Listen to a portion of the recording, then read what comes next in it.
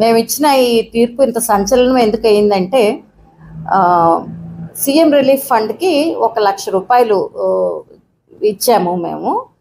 Case ఎలాగ జరిగిందంటే, ఈ పద్మరాజు అనే ఆయన కాకినాడ వాస్తవ్యులు. ఆయన ఆన్లైన్లో ఐర్లాండ్ బేస్డ్ వెబ్సైట్ అనమాట, యాపిల్ కంపెనీ వాళ్ళది. అందులో చూసి ఆయన ఆ వెబ్సైట్లో ఏమైనా ఉందంటే, ఈ 85,000 చిల్లర ఉన్న ఒక ఐఫోన్ కనుక కొనుక్కుంటే 14,900 రూపాయలు వర్త్ ఆఫ్ ఎయిర్పోడ్స్ ఉచితంగా ఇస్తాము అని చెప్పేసి ప్రకటించారు.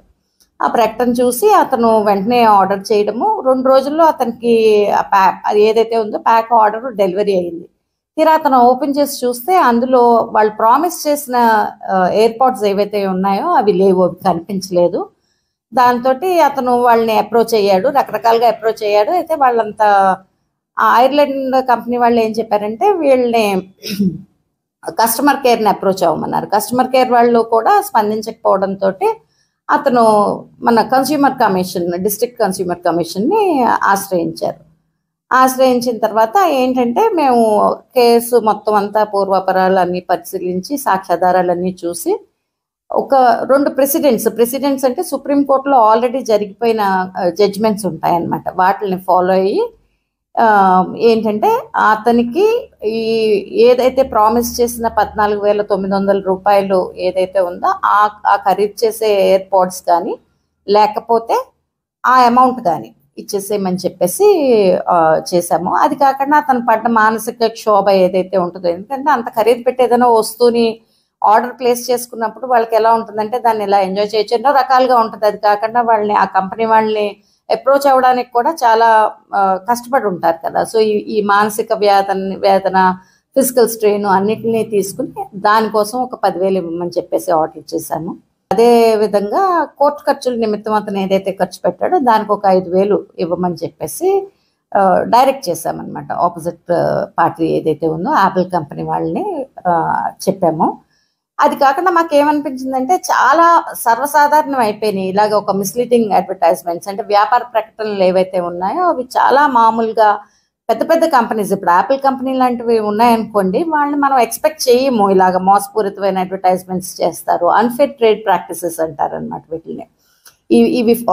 ఇవి వాళ్ళు చేస్తారు, ఇంటర్నేషనల్ బ్రాండ్ కదా అని ఆలోచించి మాకేమనిపించిందంటే, ఇది ఒక్కటే సరిపోదు, ఇచ్చిన అమౌంట్ ఒకటే సరిపోదు, అతను స్పెండ్ చేసింది అంత లేదు కాబట్టి వినియోగదారుడికి అంత ఎక్కువ అమౌంట్ మనం ఇవ్వలేము కాబట్టి ప్యూనిటివ్ డ్యామేజెస్ అంటారు, అంటే జరిమానా అన్నది 1,00,000 రూపాయలు విధించి అది సీఎం రిలీఫ్ ఫండ్కి ఇవ్వవలసిందిగా మేము డైరెక్షన్స్ ఇచ్చాము, ఆదేశించాము. దాని ప్రకారంగా తీర్పు అన్నది వెలువడింది. అంటే 3 జడ్జెస్ ఉంటారండి దీంట్లోనూ, ప్రెసిడెంట్, 2 మెంబర్స్, అందులో నేను ఒక మెంబర్ని. నేను ఇచ్చిందే తీర్పు, బెంచ్ తరఫున ఇస్తామన్నమాట. 2027 జనవరిలో అండి సంక్రాంతి ఆఫర్ కింద యాపిల్ కంపెనీ వాళ్ళు పెట్టారు, ఈ ఫోన్ కొంటే iPhone 12 ఇయర్బడ్స్ ఫ్రీ ఇస్తామని. అది చూసి నేను 80,000 రూపాయల ఫోన్కి 15,000 రూపాయలు గిఫ్ట్ వస్తుంది కదా అని కొన్నాను. అయితే 4 రోజులకి ఫోన్ వచ్చింది కానీ గిఫ్ట్ రాలే.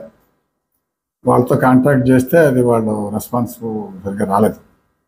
రాకపోతే అది నేను మా అడ్వకేట్ గారికి ఇచ్చి ఇట్లా కన్స్యూమర్ ఫోరంలో ఫైల్ చేయమంటే నేను ఫైల్ చేశారు. అదిగో ఈవేళ జడ్జిమెంట్ వచ్చింది.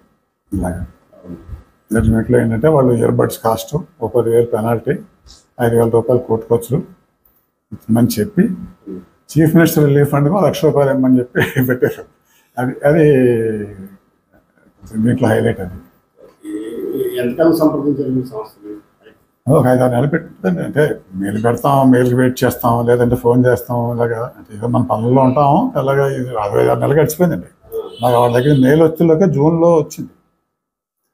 జూన్లో రెస్పాన్స్ లేదండి. అంటే ఏమవుతుందంటే ఆడు మెయిల్ పెట్టారనుకోండి, ఆటోమేటిక్ రెస్పాన్స్ వస్తుంది. తప్ప ఎవడో పట్టించుకోడు. పెద్ద కంపెనీలు కదా అలా ఉంటాయేమో.